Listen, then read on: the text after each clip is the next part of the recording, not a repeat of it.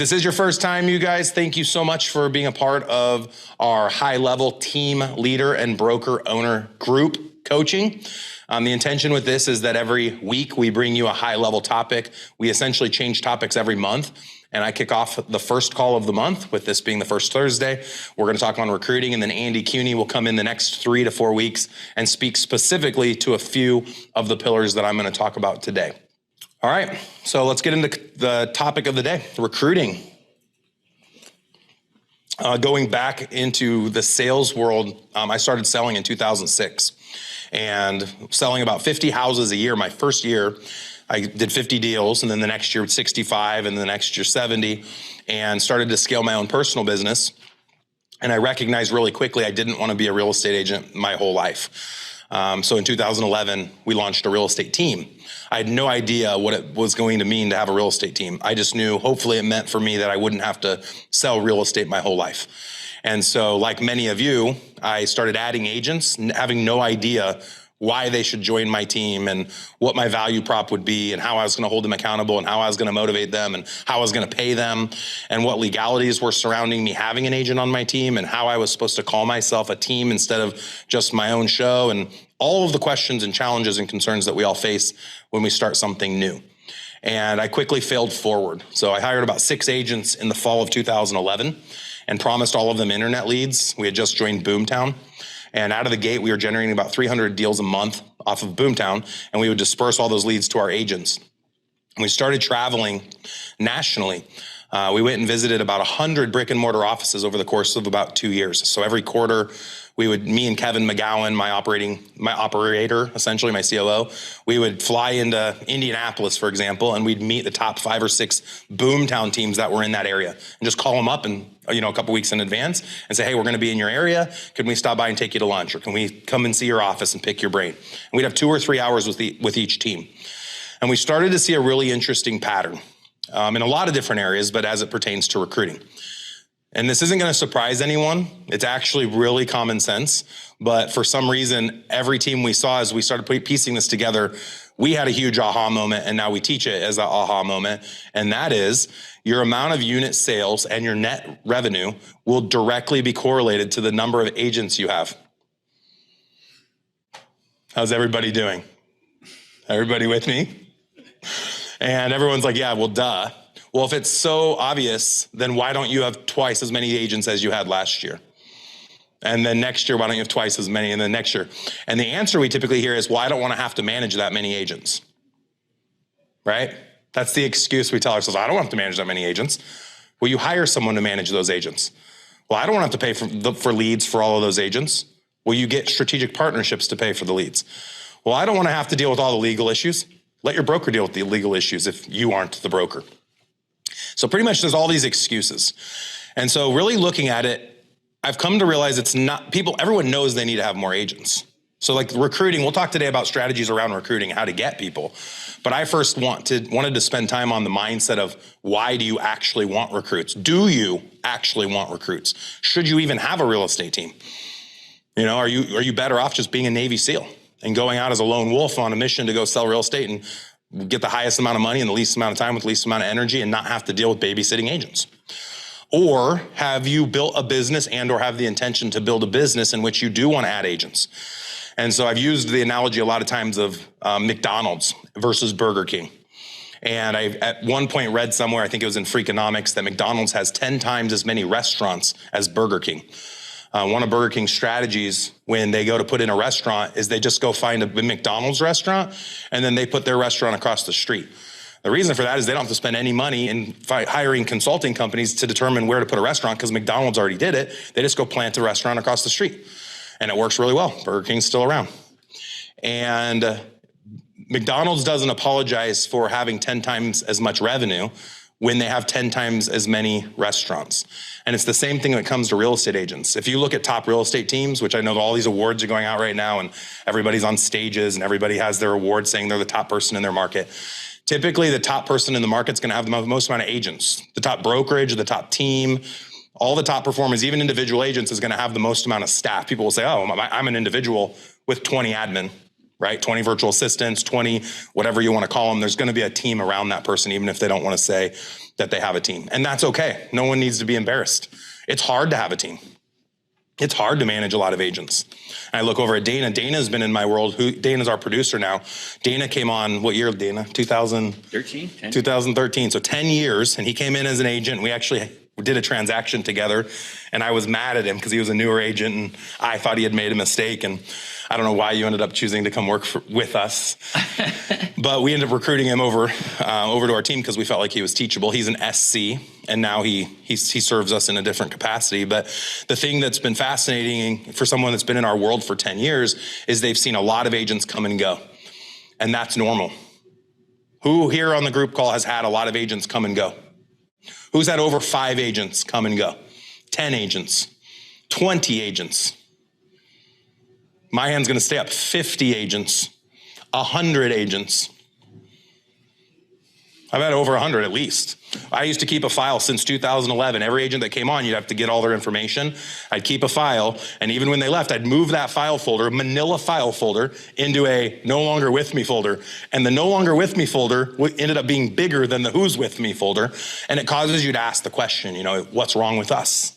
What's broken in our process and in our system? Is there something wrong with you if people leave? And the answer is no. There's nothing wrong with you, nothing at all. You're going to be in a process of self-discovery, and so are the people that join your organization. So you have to first define, who is your organization? What is your organization? What type of people do you want to attract? And what type of people will you retain by who you become as a company? And it's going to be different, wildly different. Every company's different, and that's okay. You get to decide, Chad gets to decide in Gillette, Wyoming, who he wants to be and who he wants to attract and the type of people that he wants to keep inside of his world. And each and every one of you guys, as our ERS clients, get to choose what you want to build. But knowing that is important when you go out and start recruiting. Because what's hard is you think, well, why not just let anybody come into my organization? Let's just let everybody join. And if they work out, they work out. The challenge with that, as you'll quickly learn if you've ever read the book, The 5 Dysfunctions of a Team, is you'll recruit people that are a detriment to your company morale or culture, that actually will stunt the growth of your company. Because let's say Chad hired Jane Doe in Gillette, and everyone hates Jane Doe, but Jane Doe had a pulse and still has a real estate license. So Chad said, screw it, I'll let Jane come join me. But what Chad doesn't recognize, this isn't real, right? Jane Doe doesn't exist, right, Chad?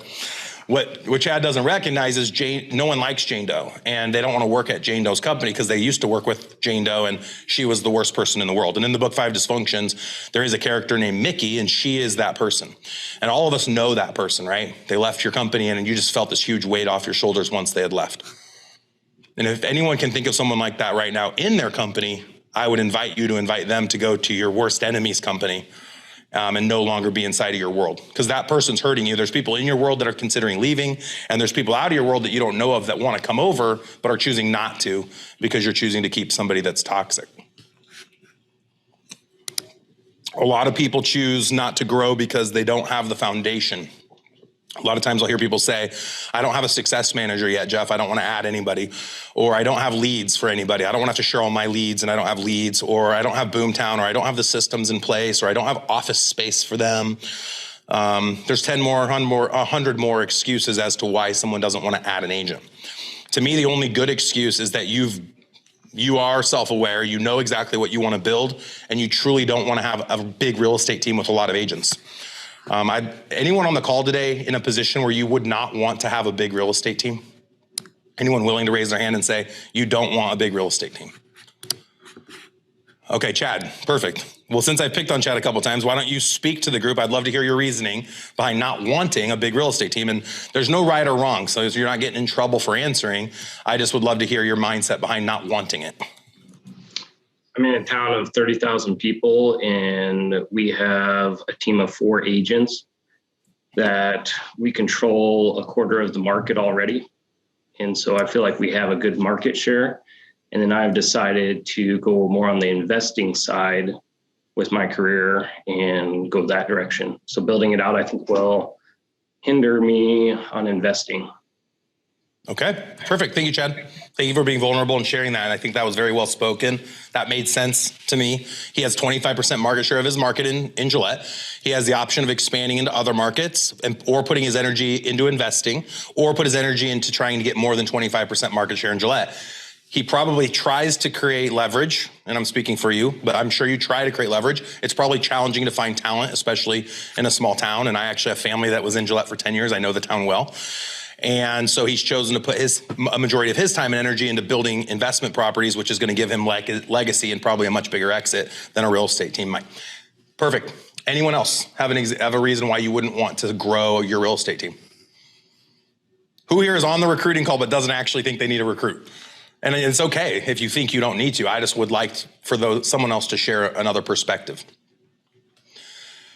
I'll share. Okay. So I think I want a bigger team. I feel sometimes at capacity with we've got 3 agents right now. And so to me, the mindset is like, oh my gosh, if I take on more agents, how much more time is that going to take from me doing the prospecting things we need to do for the business? So I want to grow, and we've had some turnover. We've had 2 agents leave us over the last 6 months, and that's fine. I am actively looking to recruit. I just kind of have the mindset like I want like a Navy SEAL team or like a tight knit team of really good agents, and then go from there. So that's kind of where I'm at right now, and I'm open to growing to a larger team, 10 plus down the line. Okay, cool. So I thank you, both of you guys, for sharing. The goal of that practice of just kind of having the open dialogue is to kind of challenge each of us individually to have an answer as, okay, I don't want to grow, and these are the reasons why. Now let's hear from 2 or 3 people that would say that their goal by the end of this year is to double their team size. Is anyone going to realistically double their team size by the end of this year? Show of hands. Corey and Leslie. Let's hear from both of you. Corey, you want to go first? So the question to you is going to be, why do you want to double your team size? Just to like I asked the question, why do you not want to grow a team? Why do you want to grow a team? Well, I guess from a vulnerability standpoint, your agents are going to come, agents are going to go. I look at it like if I've got a bridge and I've got 3 posts holding it up, if I lose one of those, I'm screwed. If I have 100 pillars holding that bridge up, even if I lose the one that's carrying the most weight, I'm okay. And it's pushing me to become a better leader. I've put 2 people into leadership that are on this call with me in the room. And it's helping them become better versions of themselves, leveraging their skills.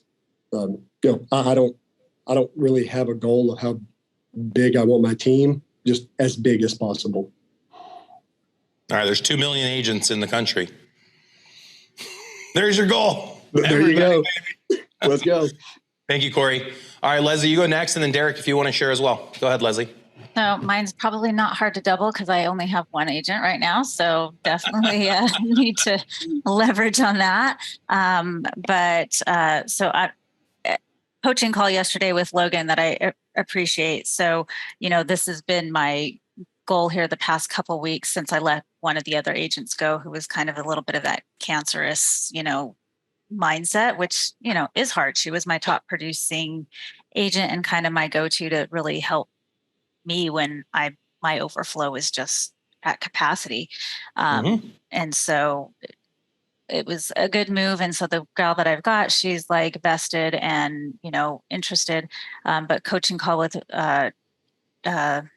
Logan yesterday, he said, well, you need to talk to your brokers. You're definitely one of the top producers in your company and they need to help you out. And if they are not going to help you out, you need to have a different conversation with them. And so I talked to the owner and I talked to my broker in my office, and I had a phone call yesterday with somebody and an interview this afternoon. And, I think so far it sounds in our conversation like good alignment in the sense of, kind of the culture that we have, what she's looking for, because she's also had why do you want to grow, Leslie? With interviews. Sorry. Really, for me, it's to be able to leverage my sanity. All right, leverage sanity. Which I don't know, you're taking on too much, so you're going to use the agents to leverage lead demand. Yeah, or just different. At some point, I can only do so much as an agent, which I appreciate that aspect, but really I feel like my calling's probably better served in a leadership capacity to help and leverage those other agents Cool. that are wanting it. Perfect. Thank you. And I love that you and Corey both said the same thing, that adding agents is going to drive you to have to become a bigger, better leader. It's going to drive you to have to deal with bigger problems and bigger challenges. And you'll have a responsibility. That onus then falls on you to make sure that these individuals that are plugging into your world are going to have success. And that's always been our number one thing I've shared with everyone at the office, both locally, anyone nationally that's part of ERS. If you feel like being in our world is going to help you to make more money in less time with less energy and allow you to live and lead the life of your dream, you should stay in our world. If you think there's a better coaching company or a better real estate company or a better car, a bit different vehicle, literally, that's going to help you live and lead the life of your dreams, or it's going to help you make more money, less time, less energy, there's a better solution. Go somewhere else. And so I share that with my agents. When you let an agent go, it's because they're not making it in your world. And it's not just because they're not profitable. They might be profitable, but they might not be living their best life.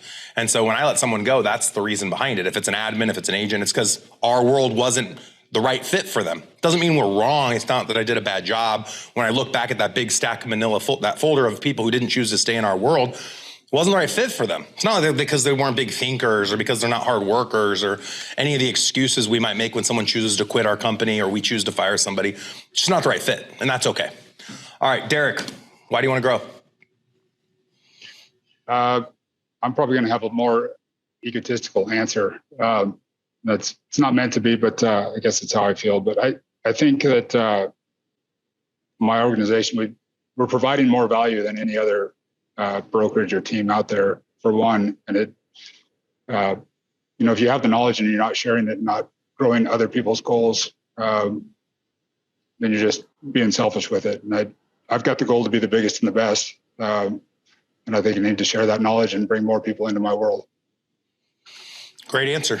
And I don't think that sounded egotistical at all. It's really just based on self-awareness. Like we started the call today from a mindset standpoint, recognizing who you are, and where you want to go. And I'll say right now, when it comes to recruiting, it's okay if you don't want to grow your real estate team. That doesn't mean you're not going to recruit. You're going to be recruiting other things. Chad still needs to recruit. He just doesn't need to recruit residential real estate agents, right? He's recruiting acquisition managers. He's recruiting doors he wants to acquire. He's recruiting banks to give him money. He's recruiting family and friends to give him seed money. They're still recruiting. I'm still recruiting. Everybody's still looking for people to fit certain seats. So Rock Thomas would always say, Rock Thomas is a mentor of mine. He owns M1, which is a big mastermind group. He used to work with Tony Robbins, and he says, don't apologize for being awesome. And I love your point, Derek, and I love that you're willing to share this. You know that you have something of value to offer. And your sentiment is that you feel like you have more to offer than everyone around you. I've felt the same way for a long time, probably since 2013, 2014. And one comes to feel that way based on perspective. Our perspective is based on the experiences we've had up to the point in which we choose to be introspective. And so once you start interviewing other teams, right, and you see what other brokerages and teams in your area have to offer to both agents and to the consumer, because we have two customers, obviously, that we serve, and you come to recognize you offer your agents more and the customer more, and you know you have a better value prop than everybody else, it drives you to want to invite others to that opportunity. And if you're right and you do have more to offer, it should drive your agents to get other people to want to join your organization as well. And the consumer should choose your organization over the other organizations, because they too will come to realize and recognize that your organization offers more than everybody else. And so I'd like all of us to have that egotistical, as you called it, perspective, which is more just the self-awareness of understanding what your value proposition is. If you don't know why your team is a better fit for a prospective recruit, you should not be recruiting, because all you're going to be doing when you meet with someone is lying, because you're going to be telling them something you don't know is truth. And so if you haven't done the research and development in your own market to understand what you offer versus everybody else, then I'd start there before I'd start to try to get people to join your organization. It's okay if your splits aren't better. It's okay if your training's not better. It's okay if your office isn't better. It's okay if other people are better at different things. You have to find your niche, your expertise, the thing that you want to call your specialty, your USP, unique selling proposition. All right. Anybody else have any comments on this thought leadership portion? I'm going to kind of dump on you guys 2 or 3 of our top recruiting strategies that Andy's going to go into depth on over the next 3 weeks. And then we'll get into more Q&A specific to recruiting, and or it can be about Powered by ERS or any other topic you guys want to chat about today. And Dana's also taking care of the chat feature. So if anyone does want to throw a comment or a question in the chat, Dana's watching that, and we'll be sure that I address any of those chat comments. Andy's out today. He's actually on spring break with his family on his way to Kansas City. So if anyone has Andy's personal cell phone number, just for fun, shoot him a text message in the next 30 minutes and wish him a happy Easter with his family in Kansas City. I think he'd think that's fun. Catherine's actually working virtually as well and wasn't able to make the call, but she's enjoying the sun in San Diego. So Dana and I are running the show today. All right, so once we were self-actualized, 2011 rolls around. It's fall of 2011. I felt very similar to a lot of you with the desire of growth, and we knew we needed agents.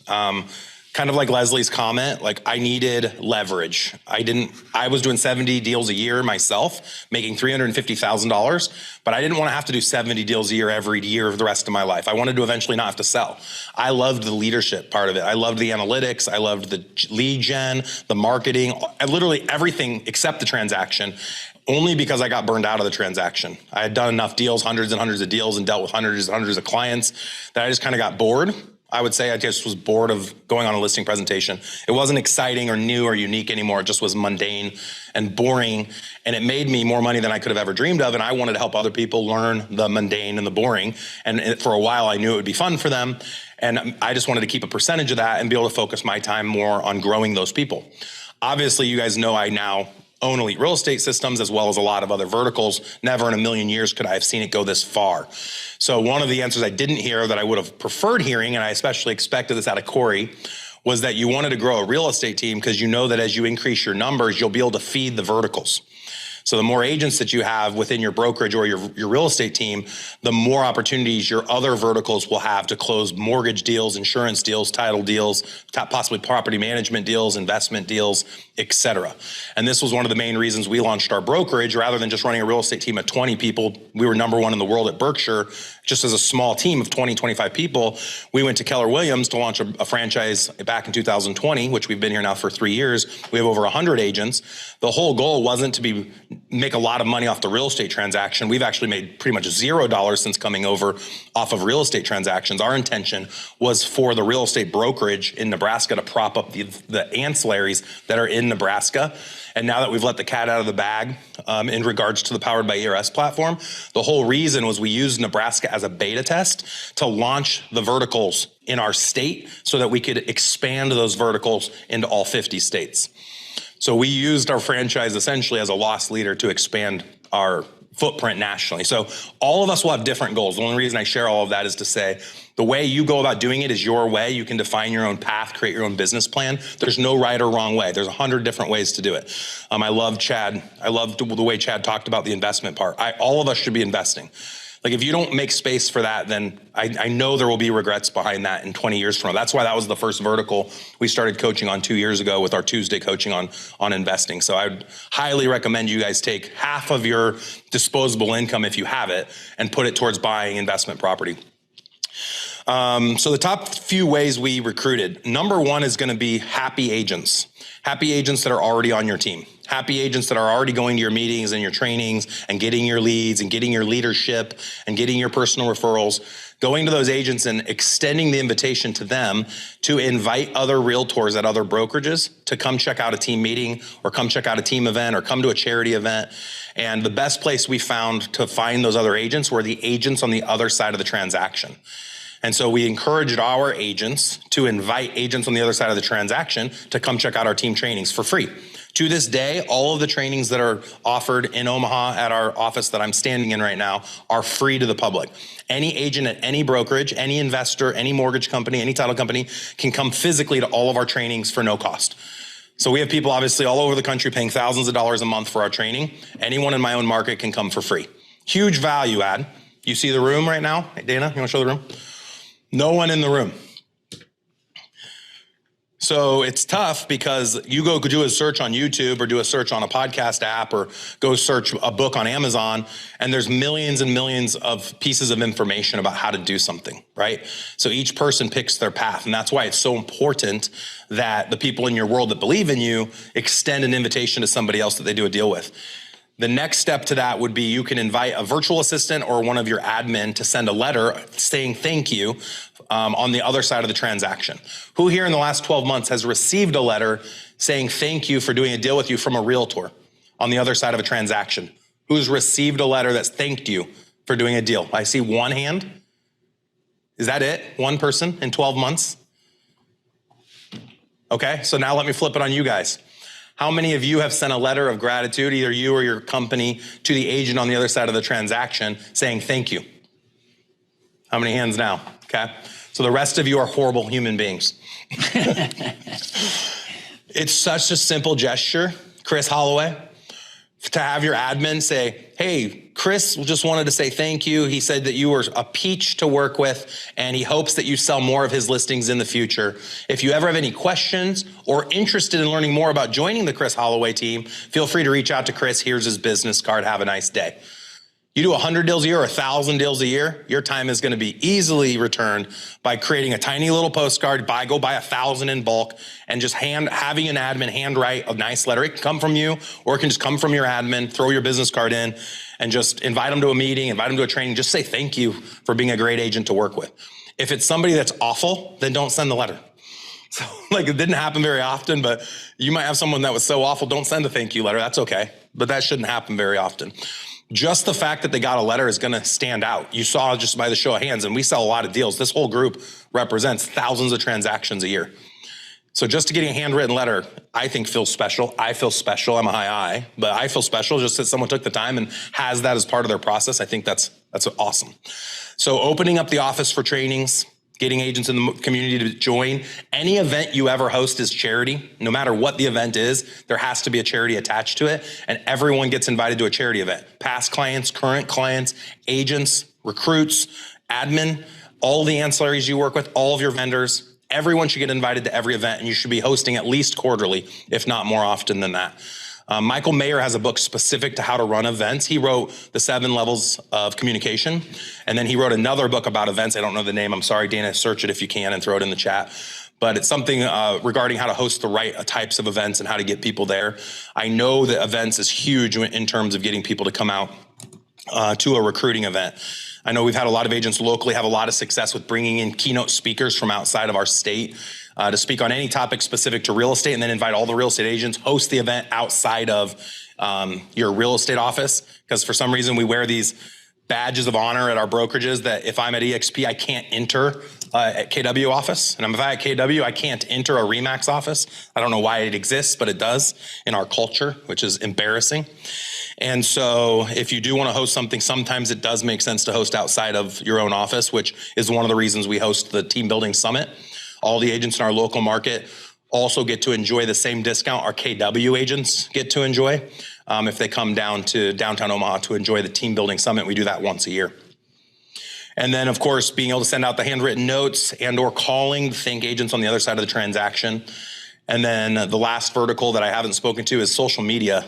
All of these things, posting on there, inviting people, letting everyone know what your culture looks like. But a lot of people want to know more about you, but they don't want to tell you that they want to know more about you. So you have to be able to provide them a vehicle to be able to research your company. Like all the things Derek offered. Is there a place, Derek, that people can go online right now and find out all the reasons you're better than everybody else without them having to directly call you? I don't see him on here still, is he?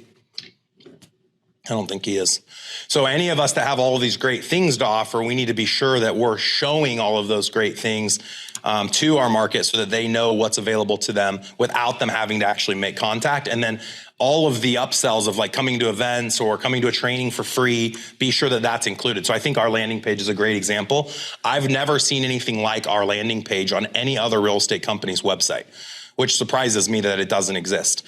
If you guys have something similar, feel free to share it in the chat as well, and then we can all take advantage of that content. And that's everything I have for you today. Andy's gonna go down the rabbit hole on some of these techniques and strategies, and then I'm sure there will be more that he'll add to it. There's hundreds of different strategies I could talk about, but those are the most simple. You might go, why, this is obvious.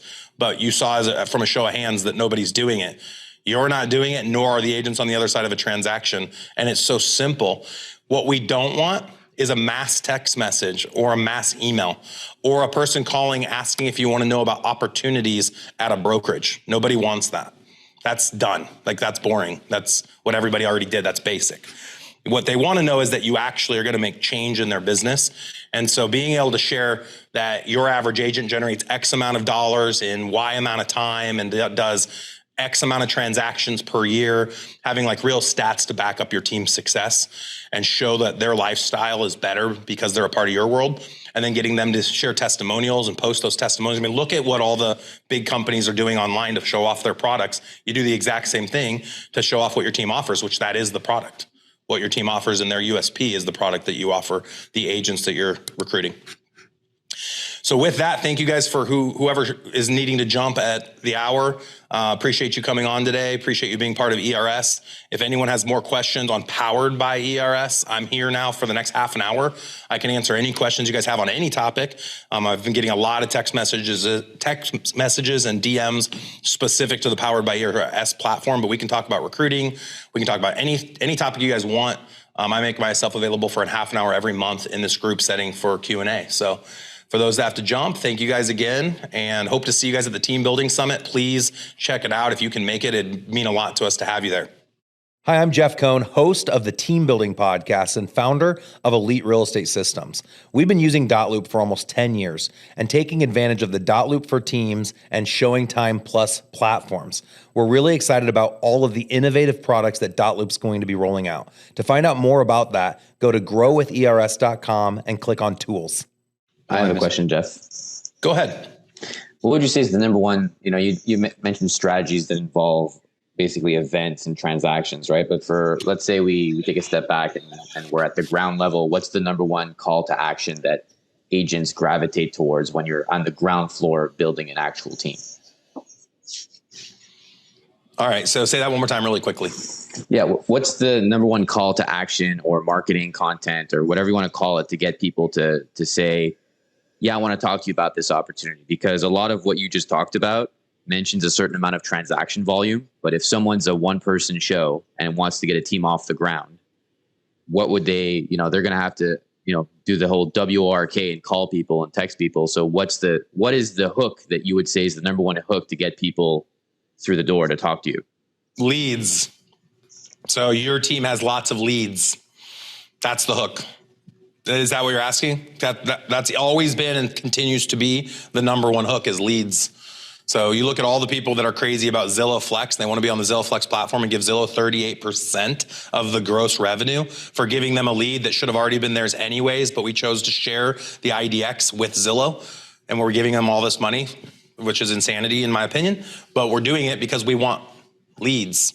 So we ourselves are doing it because we want leads. Agents want the same thing, especially now more than ever as interest rates have gone up, and it's creating impact obviously on people's buying power. It's harder. It's not as easy as it was maybe a year and a half, 2 years ago to get a transaction. So even the people on this call want more leads. Everybody wants leads. So if you can share with people that you have leads, not just from your sphere, but also from some type of a lead funnel that you've created. It could be Google PPC or Zillow or Realtor.com or outbound callers or mailers, or it could be you teaching them how to generate their leads through open houses and door knocking and all of the different strategies that you're an expert in. That's what people want. So number one is that, but let's open that up to the group. That's a really good question. What do you guys think is the number one hook that people are looking for outside of leads? I could go through 10 more examples, but let's let the group answer. What do you guys think agents want outside of just leads? I think how to convert the leads. All right. So not just only leads, but lead conversion, which Callie, you made the comment training, which is exact. I think a lot of people need training, but they don't know they need it. And they're only used to new agent training that the brokerage offers, like how to fill out a contract. They don't have advanced training for a team leader like what ERS offers today. And so the agents needing leads, they need trained on how to work the lead. How do you convert the lead? What WORK has to go along with just finding a person at an open house or getting a Google PPC lead dumped into your inbox. What else?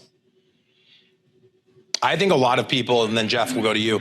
I think people also are looking for community, and they're not saying it because they don't know that's what they're looking for, but they want to have the family atmosphere. They want to feel like they're accepted and that they're part of something. And I know that's true. And one of the ways I can know that that's true is if you look at a lot of teams, I feel like they look very similar. And it reminds me like going all the way back to high school where you have like a little clique. And my high school days was like 1996 to 2000, and everyone was getting Doc Martens. And so like the popular group was all in like button downs with like slicked back hair and had the big thick Doc Martens that were like 2 inches tall. And that was like the little community. And when you see people doing that, it's not because they're followers or they can't think outside the box. They want to be accepted. People choose to look a certain way because they want to be accepted. I wore a sports coat today to look professional and nice for you guys because I want you to be proud of the ERS company that you're paying every month. And I want you to accept me as the person you're listening to for an hour once a month. And so that's not wrong, but people are looking for acceptance and that community. And sometimes it's hard if you're a C personality. You're not going to gravitate to community. That's not the way you don't have the feelers, and that's okay. Just find somebody in your world that's not a C, that's maybe a high I, an IS, or a DI that can create that community feel. Jeff, what's your comment? So it's not a one size fits all, right? So the real hook is asking questions first. It's learning about what they're looking for. When I'm calling a potential agent, what I lead with is we have resources. We are looking to partner with additional agents. Would you be open to a conversation about that? And depending on where they're at in their career, most of them are open to that conversation. And that first conversation is a 20-minute Zoom phone call, and it is all about them. I am literally just digging and finding what they need. And then guess what? We got it. I'm going to tell them we got it. And that's the next meeting, right? So yeah, it's not a one size fits all. Jeff, I love that you share it, and I'll fall on a sword right out of the gate. I love talking, and so do most people. And I love talking about what we have to offer because I believe what we have to offer is special.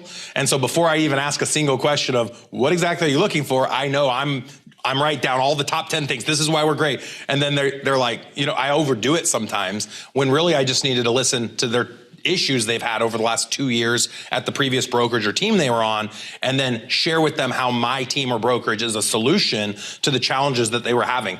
If I'm a solution to the challenges they were having, I don't need to share the top 10 reasons they need to join us. I just need to share how we're the solution to maybe 2 or 3 issues, and then they can find out about all the other benefits later on. So I think that's a really good point to listen. Dale Carnegie teaches us that in How to Win Friends and Influence People, which was written 100 years ago. And it has a lot of great concepts to be taught. If you guys haven't read it, I would highly recommend that book, How to Win Friends and Influence People, especially as it pertains to recruiting. Thank you, Jeff. Good comment. What else, guys? Am I missing anything from chat, Dana? We got a couple questions here. Why don't you read me some questions? One of your recent podcasts, Jeff, you mentioned a URL for your favorite links. What is that address? Oh, interesting. We'll throw that in the chat. Just go to the ERS favorite tools. Yep. So we'll throw that in chat. My favorite links, I think, was just the favorite tools is what you're referring to that we use.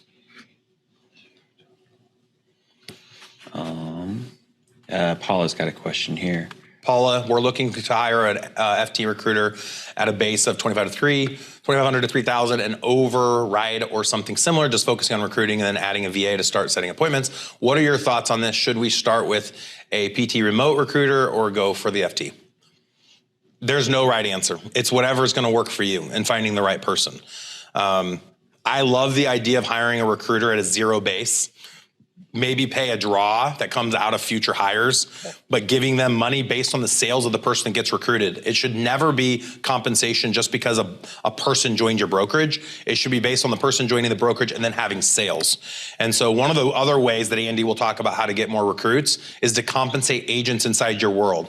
So like Callie is inside my world at KW Elite. It'd be like if Callie were to bring somebody, this isn't set up because we're a brokerage, but when we were a team, if Callie were to bring in an agent, we'd pay her $250 $1,000 on that agent's first 4 transactions for a total of $1,000. So it just came out of the revenue we wouldn't have made had we not had the person, and Callie would get $250, $250, $250, $250 on the first 4 deals. That's also how I compensate my current team leader, Ben Mathis. And so we also pay him. Individuals are worth like $2,500, teams are worth $5,000, and indies, which is a team that is outside of our brokerage, is worth $10,000. And then Ben gets paid 4 times on the first 4 times that we get paid off of the individual. So I think that's a great way to compensate agents and make it worth them bringing people into your world if your company doesn't have a profit sharing platform like an EXP or an Exit. Leslie asked, is that letter in the drive? It was the letter for other agents when you do a deal with them. I said, Catherine or Andy probably know where it was. Oh, I don't think there's any letter in the drive, Leslie. It's a simple letter. It's just... I retract my statement. Yeah, I don't think it's in the drive. It was something like simple, like what you would write. Just use your own words. So I would say like... Chat GPT it. It'll be fine. Yeah, exactly. Just keep it short and sweet. 3-4 sentences. Okay. Handwritten, like... Literally, guys, if you're not selling over 100 houses a year, which I know a handful of you are not, just do it yourselves. You don't need to outsource this. Like how many, if you have 100 sales a year, that's a letter every 3 days. It'll take you 2 minutes. How amazing that would be, Leslie, for someone to get a handwritten letter from you with your signature in real ink, not copy paste off sendoutcards.com. And you can use someone else to address the front, use somebody else to give you the list of who needs to have the handwritten letter. It doesn't need to come the day after closing either. It could come a month later and it still would be meaningful. I remember when I got my license back in like 2006 or 7, there was an agent in our market that would send out kudos bars, and it would just say, kudos to you for getting my listing sold. And I thought that was kind of cool. Like, it's kind of weird too. Like, I think my kids would call it cringy. Like, ew, you just sent me a candy bar and I sold like a $500,000 house. But it was unique. You know, it made them stand out. So I don't know that it needs to be a kudos bar. I'd rather get like a $10 gift card probably to Starbucks or something. And I don't think it needs to be a gift card. I honestly just think it's the thought of sending that the message. And you don't even have to do the recruiting piece to it if you don't want to. I kind of felt like it cheapened it, the specialness of it. Like it took away a little bit to say, and if you're thinking about moving, because then it made it feel like a recruiting piece. But I mean, we were doing 700 deals a year. I thought, why not add one sentence to say, if you want to learn more about our team, feel free to reach out to our recruiter, Jeff Cohn, whatever. So that's up to you guys. What else?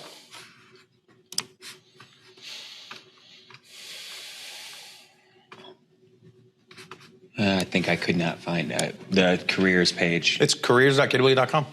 It should work.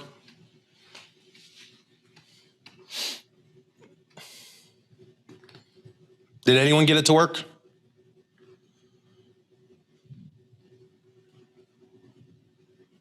Did you do careers or career? It's career.kwelite.com. Did you do, it's not S, sorry. It's not plural, it's just career.kwelite.com. Sorry if I said careers. We should buy both. Checking it. Yeah, Matteo and Jeff, great answer. We don't want to have to track down their home address. It's really hard to find an agent's home address. We'll usually just send it to whatever address they have listed on their website. Most agents today will have a website where they have an address, and then we'll just attention agent name. Some brokerages will throw stuff away if it comes from a competing brokerage. So I'd suggest not sending from a company letterhead. And don't send a letter, send a handwritten card. Everyone opens handwritten cards. A lot of people throw away letters. Black envelopes versus white also get opened like 3 times as often as white envelopes. Any colored envelope, because people think they're wedding invitations.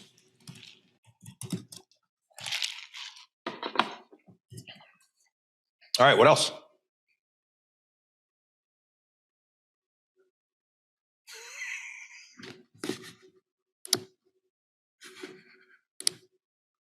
Hey, Jeff. Yeah, go ahead. Hey, I have a question about those shared services for Powered By. Okay. When do we expect some of that to be available? Like specifically accounting, payroll, things like that. My focus always has been my exit, starting in 2011 when we launched the real estate team. And now it's turned into what this is. I'm helping all of you because my desire is to help you in your exit. And I know you're not going to be able to exit with just a real estate team or brokerage. You're going to need to have the verticals. You're going to need to have investments. I would recommend you have an insurance book of business, that you have a property management company. 10, 15, 20 years down the road, these entities are going to be worth millions of dollars. Your real estate team or brokerage will not be worth millions of dollars. And so from a thought leadership standpoint, with the podcast, and then of course having ERS clients that follow me and real estate teams and brokerages that follow me, I want to be sure I'm communicating to you the truth. True leaders serve their followers by empowering them, training them, and holding them accountable to being just like them. And so I'd be a hypocrite if I weren't helping you guys to build all of the same things I have already built in Nebraska, and I now intend to build all across the country.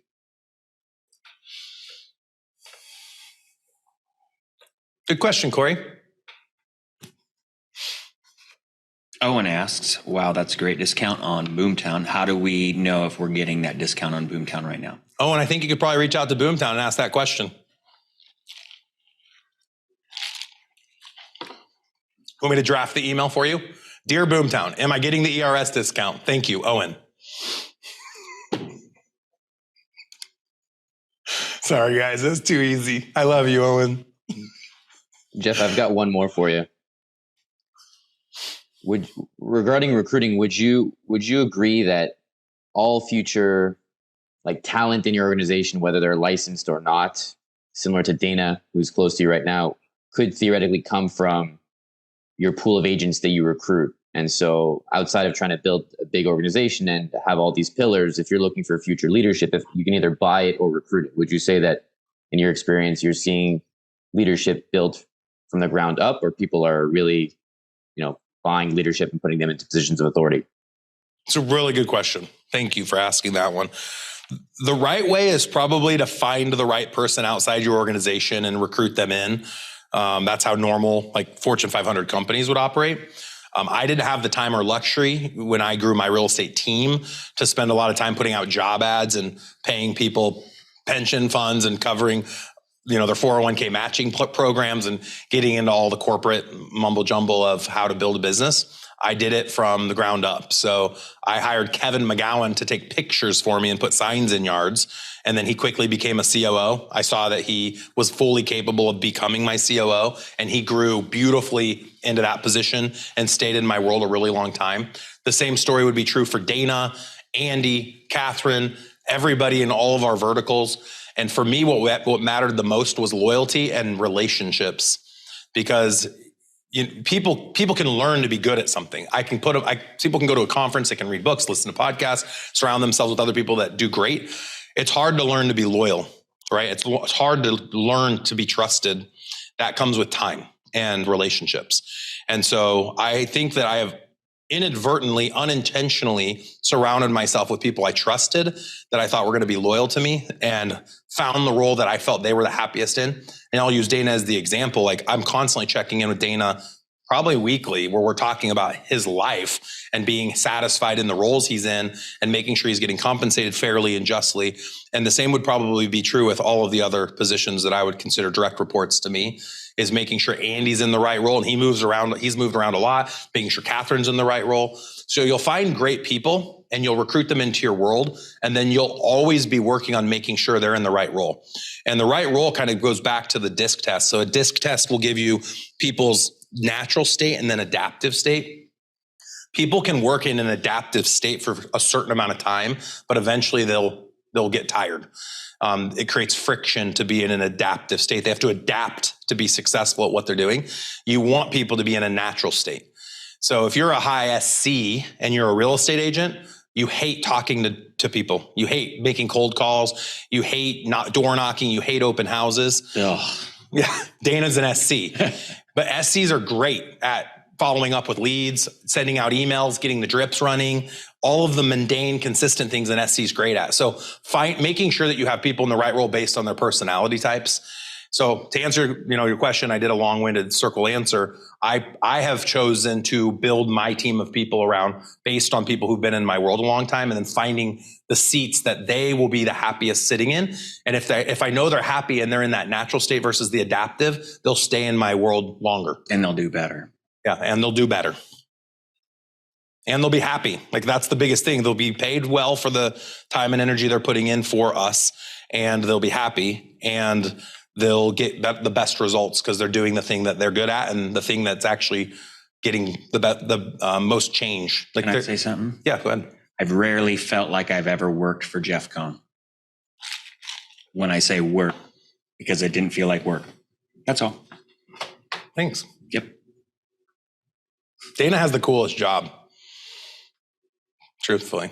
Like, do you guys ever think about, like, just pause for a second and be like, who would you want to be in your organization? Like, if you had to have a job, who would you want to be? I'd want to be Dana. He's literally a rock star. So, like, in Nebraska, he's like one of the top guitarists. He's in 3 bands. He is a rock star.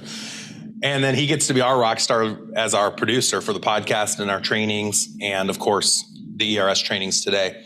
But it's cool if you get to watch him. I don't know if we have a camera angle, but he has like a whole beautiful mind. Yeah, here we go. Look at that. How cool is that? That's Dana. It fits my personality. Jeff put my personality in its right place. So thank you, Dana. Yeah. I appreciate that. How do we get everybody out to the event end of May? I was telling Catherine as we plan, this is our 5th year. It's going to be our biggest event. We'll have the most amount of people. We'll spend the most amount of money on it. For anyone that already has decided they're not coming, how would I get you to come? And you don't have to answer. Maybe this is rhetorical. Send me a private message. I really want everyone to come. So obviously we don't want to take a big loss financially. We've made it already cost. It's $297 a ticket. But we really want to get everybody here this year. All of our ERS clients, I'd love to have testimonials from you guys that have taken advantage of everything ERS has to offer, or have continued to take advantage of the podcast. But it's just awesome to get people in person, as you guys know, who've been out to Omaha once or more than once. And there's a lot of great energy at the Team Building Summit. Has anyone here been to the summit? Will you speak to it really quick? The 3 of you that raised your hands. Yeah, it was an incredible experience. It really took our business to the next level. Going there within 6 months, it just transformed our business. We actually had a team with agents, admin, and it was like rocket fuel for our business. And I was just so blown away at everything that Jeff says, what he thinks, what he does, and just being in close proximity to high achieving people rubs off on you. And then the conversations I had with people afterwards at the bar, at the events, hanging out with people, like I was just blown away by what people are doing. And you get way more out of it by meeting the people at ERS in person, face to face, building better relationships with all the people in this cohort, because there's really incredible people in this group. So I highly recommend it. And Camille and I and our baby are planning on being there this year. Let's go. Owen, are you planning on dancing again? Absolutely. If there's a That's dance how we're going to floor, get people here. I am down. We will. Owen is committing. Listen, Owen's committing to getting on stage in front of everyone. At the moment in which the room is the most dead, you're just going to be called up at any point during the day and dance for 3 minutes. As long as you've got a good song like Dance Monkey or you pick the song. Dana's running the music. What song, Dana? He said Dance Monkey. All right, whatever you there want, it is. man. We got it. So there you go. That should be a good hook. Owen's real life. Like, I've seen it. He does it. All right, Corey, what's up? What did you think? And I echo everything Owen said. Just being in that environment, and every time I come to one of y'all's events, I have a list of kind of like, what are my big 3 things that I'm focused on right now? What are my couple of barriers? And whether it's you or Andy or anybody, or Logan with ERS, or just people that are there at the event with you, just kind of having that focus on, I'm always moving the needle, right? And every time you go to an event, you should have a different set of problems. It means you're working, you're heading in the right direction. Yep. But it's an awesome event, and then getting to visit with the vendors. Heck, I got to sit at the table with Spring and Brian, Yep. and that was cool to get to meet them and visit with them. And that was before I started with Sisu. It's really cool. Cool. Thank you, Corey. Chad, I know you've been out. You have anything to say? I think Owen nailed it like 100%. The people that you meet get you outside of your world and opens up the door for a lot of other opportunities just talking with people. Cool. Thank you. And my biggest thing, you guys, and you'll know this from the podcast, is we don't sell out. And what I mean by not sell out is not sell out seats. Our goal is to sell out seats. We don't sell out the people that we choose to allow in the room. You're only in the room if you're a client, if you're a company that we've used. At least 12 months is our requirement. So all of the vendors that are there are companies we've used for years and years. Anyone that's on the stage has been vetted. We've either seen them speak or they've already spoken at one of our events before. But I think you guys nailed it, that the big value of events is obviously the content's great. There's got to be good content during the day, but it's the connections that you create after hours and during the breaks. We've done a really good job fine-tuning our breaks. We have 2 30-minute breaks, one in the morning, one in the afternoon, a 90-minute lunch, and then every evening has tons of activities, and all of that's included. The only thing you're paying for is your airfare to get here, the $297 ticket, and your rooms. And we have a special discount on the rooms too. I think it's like $180. It used to be way expensive because we did it during the College World Series. We've learned to not do it during the College World Series, and the rooms are like half as expensive. All of it's at the Marriott Capital District downtown. So the Marriott is a beautiful facility. It's been there for maybe 5 or 6 years. We just got a Texas de Brazil that's inside of that building, as well as Jay Gilbert's. And then if you've ever been, a lot of cities have like an area with open container. The whole area behind the Marriott has 4 bars and it's all open container. There's a huge big screen TV. They've added all sorts of stuff in that pavilion area that's behind the hotel. So it'll be a great event. We hope everyone chooses to come if you guys can make it. It's end of May, early June. I think it's like May 28th, 29th through June 1st or 2nd. But go to the Team Building Summit, grab your ticket, secure your spot.